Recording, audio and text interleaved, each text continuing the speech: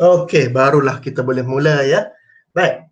Sekarang kita mula sambung lagi mata pelajaran kita yang lepas, masih lagi dalam bab 5 iaitu jirim ya. Iaitu jirim. Okey, kita sudah belajar minggu lepas, kita sudah belajar apa itu jirim. Okey. Dan contoh-contoh jirim. Okey. Dan kita juga minggu lepas kita sudah belajar, kita tengok dulu apa yang kita belajar minggu lepas dulu ya. Okey. Okey. Minggu lepas kita sudah belajar apa yang dipanggil sebagai jirim. Okey.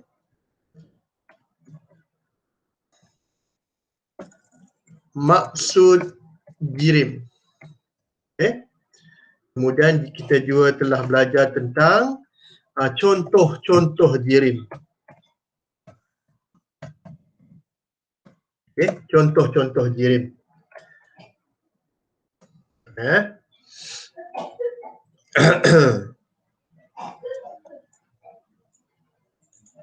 Okey, kita belajar contoh-contoh jirim. Yang ketiga, kita juga sudah belajar apa itu yang kita panggil sebagai sifat fizik dan sifat kimia untuk jirim. Okey. Dan yang terakhir sekali minggu lepas, kita juga sudah belajar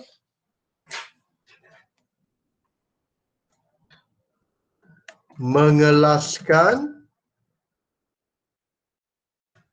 bahan dengan pelbagai ciri. Okey. Ini yang kita sudah belajar pada minggu lepas.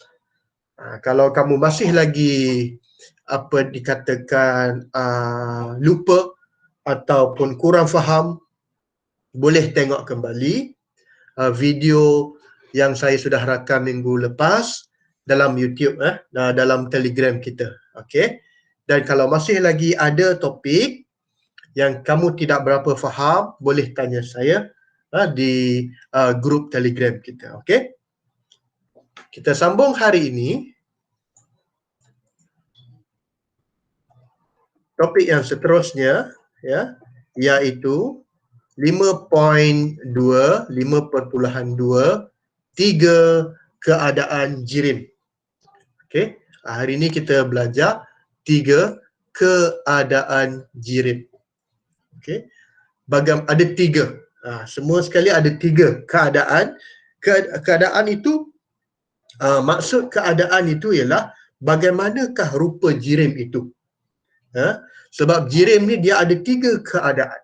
Nanti kita ambil contoh yang paling mudah, air. Ya. Sebab air ini, okey, kalau kita tengok gambar di sini, air ini ada 3 keadaan. Ini saya bagi yang pengenalan dululah ya, 3 keadaan jirim ini ya. Air ini ada 3 keadaan. Okey. Kalau kamu tengok gambar di sini, okey, ambil gambar yang inilah paling mudah ya. Dan ini kita panggil dia keadaan air. Okey. Air ini adalah sejenis jirim. Kamu kena faham ya. Air jirim ke bukan jirim? Jirim ke bukan air? Siapa boleh jawab? Jirim air ataupun bukan jirim air ataupun bukan jirim? Kelas. Air adalah jirim ke bukan jirim?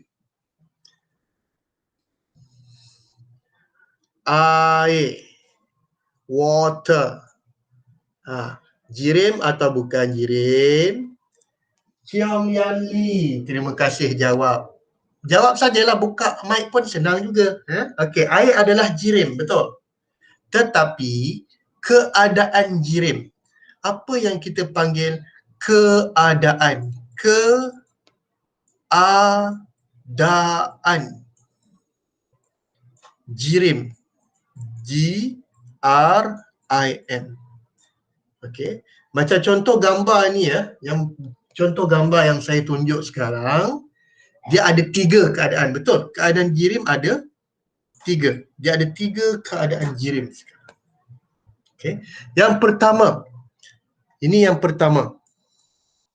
Apakah keadaan ini? Ini kita panggil je keadaan dalam bentuk apa? Ini saya boleh tuliskan. Yang pertama dalam ini keadaan cecai. Oh, tak nampak sangat ni. Boleh lah, boleh nampak ya. Cecai. Macam sekarang. Air yang kita minum sekarang. Kalau kamu tengok dapat video ya, air yang kamu minum sekarang, air yang kamu buka untuk mandi, untuk buat air minuman, itu semua keadaan cecai. Ingat ya. Dan kita boleh minum air ini. Okay. Ini keadaan yang pertama, cecai.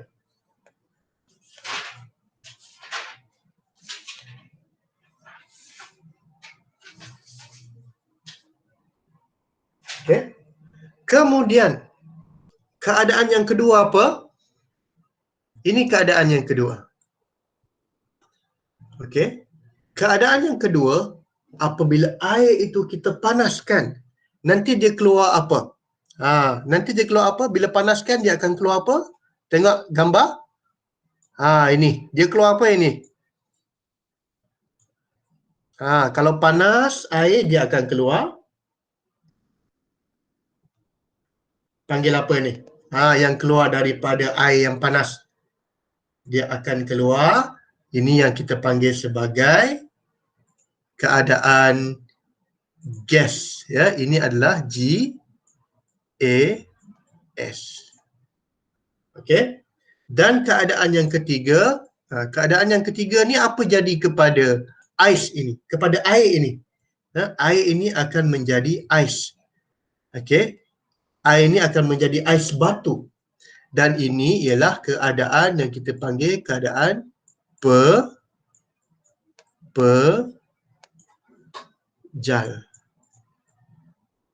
Ini keadaan pepejal.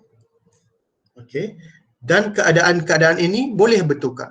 Cecair boleh jadi pepejal, pepejal boleh jadi cecair, cecair boleh jadi gas, gas boleh jadi cecair, dan gas juga boleh kadang-kadang terus menjadi pepejal, pepejal juga boleh terus menjadi gas. Dia boleh tukar-tukar. Ini namanya keadaan jirim.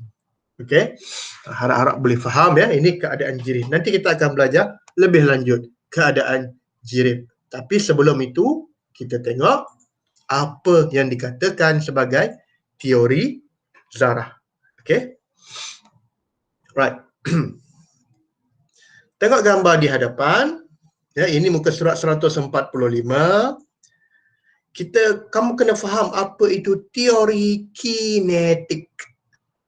Teori kinetik. Okey.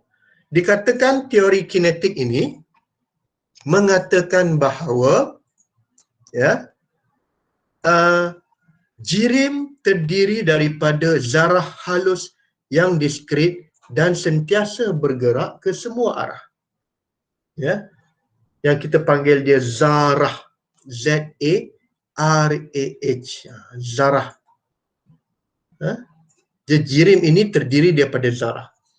Boleh nampak tak zarah ini? Biasanya zarah ini sangat kecil, kita tak boleh nampak.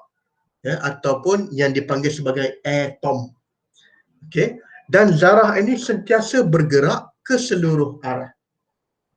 Okey. Dalam mana-mana jirim, zarah ini sentiasa bergerak. Ya, saya ambil contoh gambar dulu di sini ya. Sebagai contoh,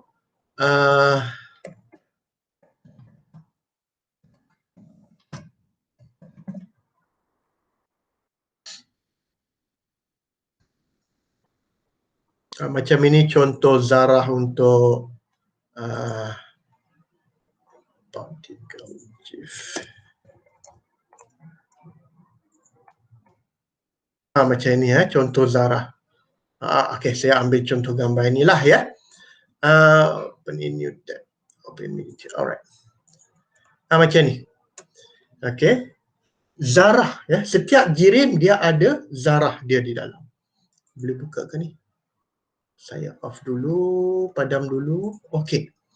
Yang kecil-kecil ini dia semua ni adalah zarah ya. Kalau kamu nampak ni adalah zarah. Dan zarah ini dia sentiasa bergerak. Dia sentiasa bergerak ke seluruh arah. Kamu kena ingat setiap jirim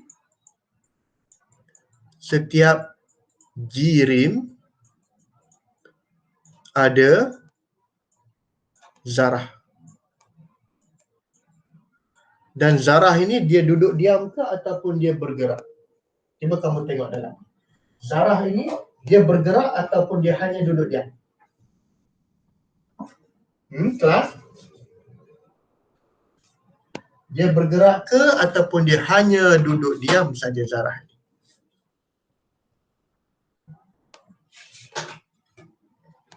Kita tengok dalam, tengoklah dalam apa ini gambar, boleh nampak gambar. Dia bergerak ataupun dia duduk? Dia hanya tidak bergerak. Zarah ini dia bergerak ya. Ya, yang ni. Bagus. Dia ni, zarah ini dia sentiasa bergerak. Ya. Tengok keadaan dia bagaimanalah ya. Ingat ya, setiap jirim dia ada zarah. Kalau tidak ada zarah, kita tak boleh panggil dia sebagai jirim. Dia mesti ada zarah ya. Alright. Okey. Okey. Dan zarah ini sentiasa bergerak pada semua arah ya. Okey. Sambung.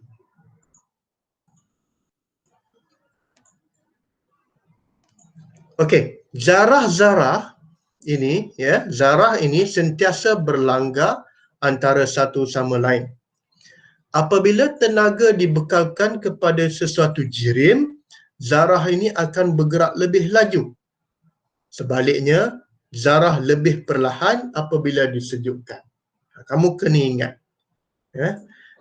Kalau perlahan, dia akan, zarah ini, kalau sejuk ya, kalau sejuk, zarah ini akan bergerak perlahan. Ya. Kalau laju, kalau panas, zarah dalam jirim ini akan bergerak laju. Okey. Kita akan ambil contoh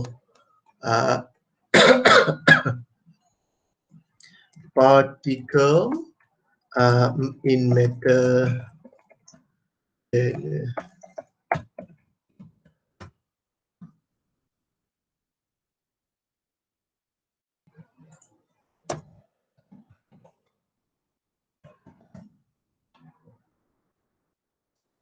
Okey, sekejap saya akan cuba ambil contohlah bagaimana simulation.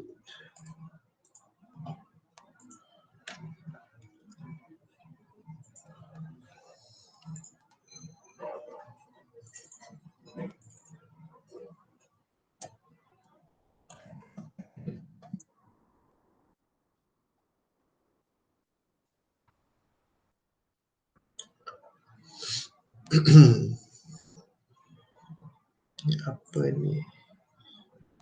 Interactive simulation.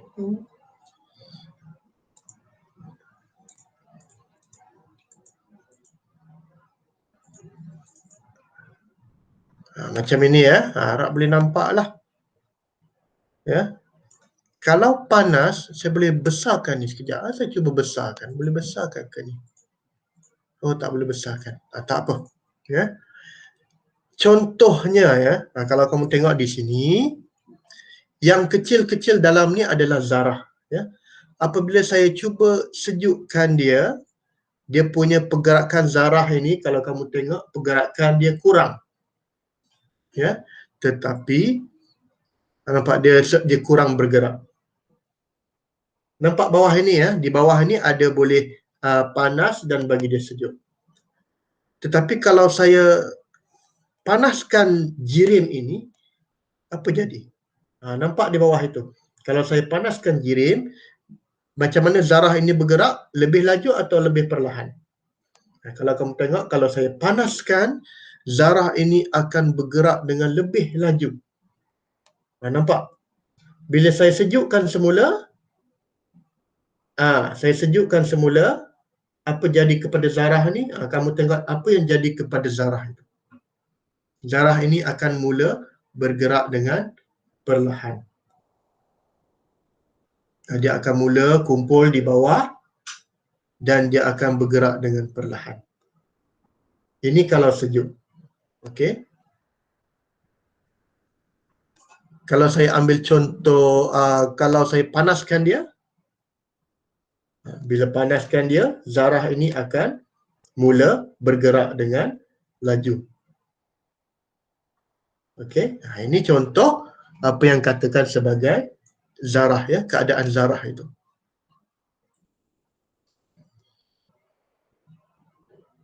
Boleh faham yang ini? Okey. Alright. Jadi, seterusnya saya sambung. Jirim wujud dalam 3 keadaan, iaitu pepejal, cecair dan gas. Ini saya sudah beritahu tadi ya. Jirim ni ada 3 keadaan, pepejal, cecair dengan gas. Ini ya, ini kena ingat betul-betul ini. Jirim kalau dalam orang tanya, jirim ini ada berapa keadaan? Dia ada 3, pepejal, cecair dan gas. Dan dia boleh bertukar-tukar ya. Pepejal dia boleh jadi cecair, cecair dia boleh jadi gas, dan gas juga boleh jadi cecair, cecair boleh jadi gas, dan pepejal juga boleh jadi gas, dan gas juga boleh jadi pepejal. Dia boleh bertukar-tukar ya. Okey. Kita ambil contoh yang lain, saya sambung. Dan ini special tentang air. Itu sebab saya sentuh tentang air ya.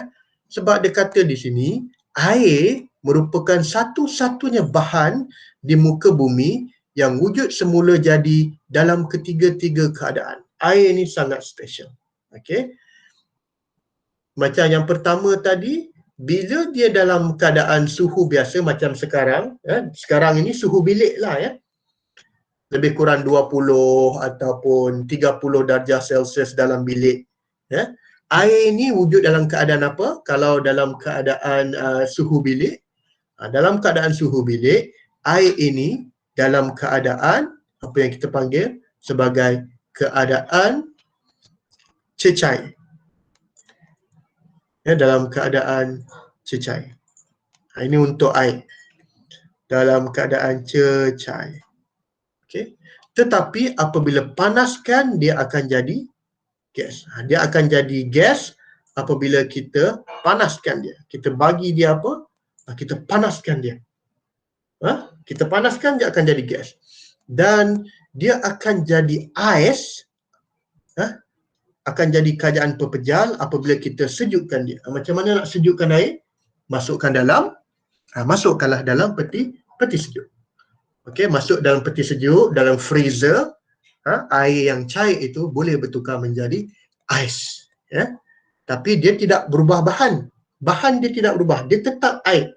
Cuma dia punya keadaan saja yang berlainan. Ya. Okey. Dan ais juga boleh jadi air. Dan daripada gas juga dia boleh tukar jadi air. Boleh bertukar. Ini keadaan, kita panggil dia keadaan jirim. Untuk air ya. Okey. Kita sambung.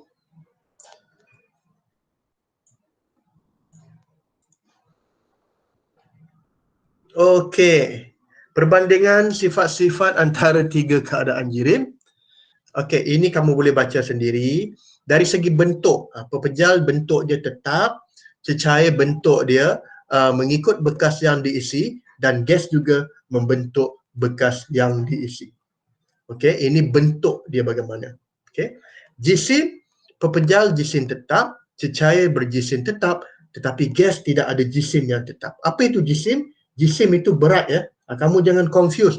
Ada dua benda ya di sini. Kamu jangan confuse antara jirim dengan jisim. Jirim itu ialah benda. Jisim itu ialah berat dia. Jisim itu adalah berat. Dan jirim ini ialah keadaan ataupun apa benda itu, bahan itu sendiri, jirim. Ya. Okey, kemudian isi padu untuk jirim, untuk pepejal isi padu tetap, cecair isi padu tetap, tetapi gas mengikut isi padu bekas. Kemudian keboleh mampatan maknanya compression. Pepejal dia tidak boleh dimampatkan, cecair sukar dimampatkan, manakala gas boleh dimampatkan. Mampat tu maknanya apa? Macam kita kompreskan dia. Okey, kita bagi dia tekanan supaya dia menjadi lebih mampat. Okey. Okey. Seterusnya, gas. Bagaimanakah susunan zarah di dalam gas, cecair dan di dalam pepejal? Okey. Kamu kena faham ini. Nanti mungkin dalam soalan ataupun ada orang tanya, bagaimanakah kedudukan zarah di dalam cecair, di dalam gas dan di dalam pepejal? Okey. Saya akan cuba tunjukkan gambar di sini.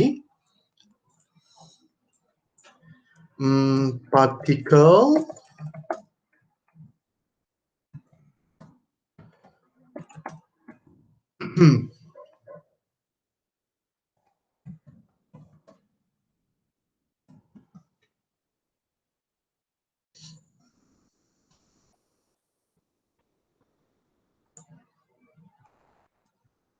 Okey. Boleh nampak tak ini? Okey. Ini adalah contoh keadaan partikel atau bukan partikel ya, zarah. Ini adalah keadaan zarah gas, yang di tengah ini adalah cecair, dan yang di sebelah kanan sekali ialah kita panggil dia sebagai pepejal. Ya, jangan tengok yang bawah inilah. Saya tulis yang di atas ya. Tak apalah. Ini gas, ini cecair, dan ini pepejal.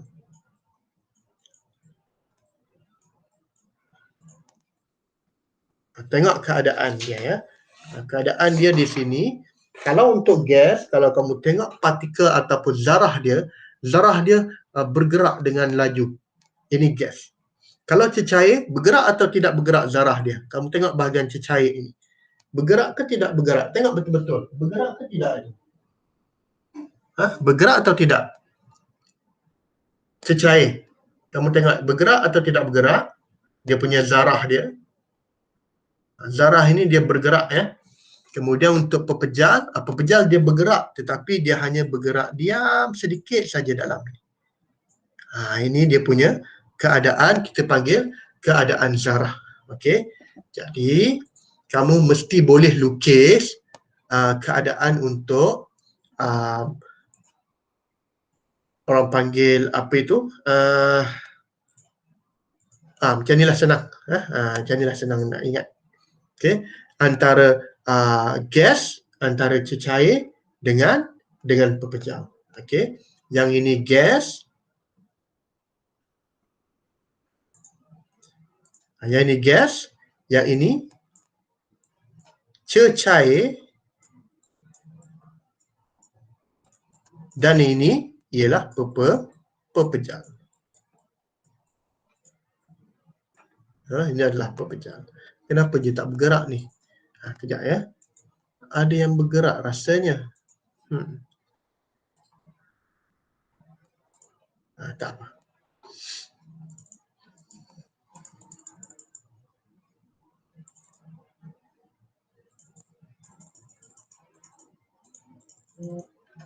Tak ada. Tak apalah.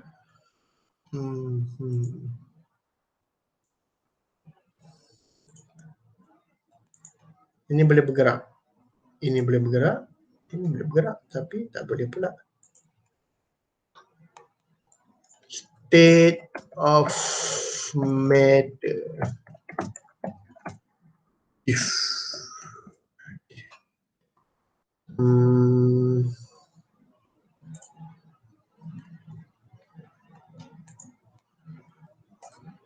Open image in tab. Inilah. Macam inilah dia punya pergerakan dia ya. Ini ini pepejal. Okey. Yang ini ialah pepejal. Pepejal. Dan ini adalah cecair. Cecair. Dan ini adalah gas. Pepejal, cecair dengan gas. Nampak dia punya pergerakan tu bagaimana ya. Mana yang lagi laju? Pepejal ke cecair atau gas? Yang paling laju ialah gas lah di sini ya. Okey. Okey, ni kamu boleh baca sendiri balik di rumah ya. Ini muka surat berapa ni? 147. Boleh baca sendiri bagaimana ya. Kalau tidak faham, boleh tanya saya lagi. Okey. Okey. Dan saya berhenti setakat ini. Nanti kita akan sambung kadar resapan dalam 3 keadaan jirim ya. Dan jika ada soalan, bolehlah tanya di dalam grup Telegram ya. Latihan, kalau apa-apa latihan saya akan beri kemudian ya.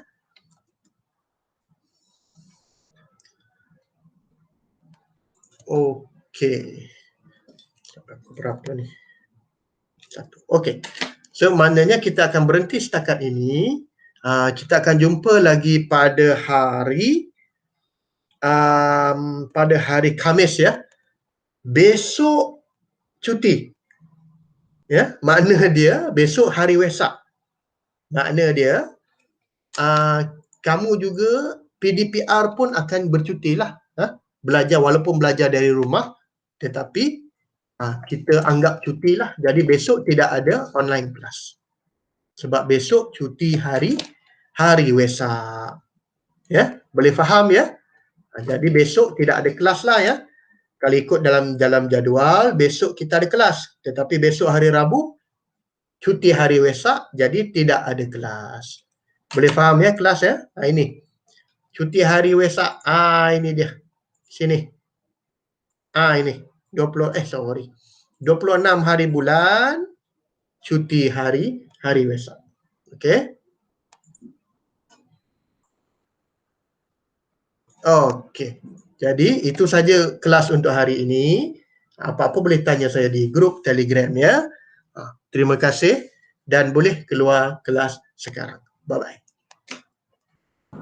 Terima kasih cikgu, bye-bye. Okey, terima kasih, bye.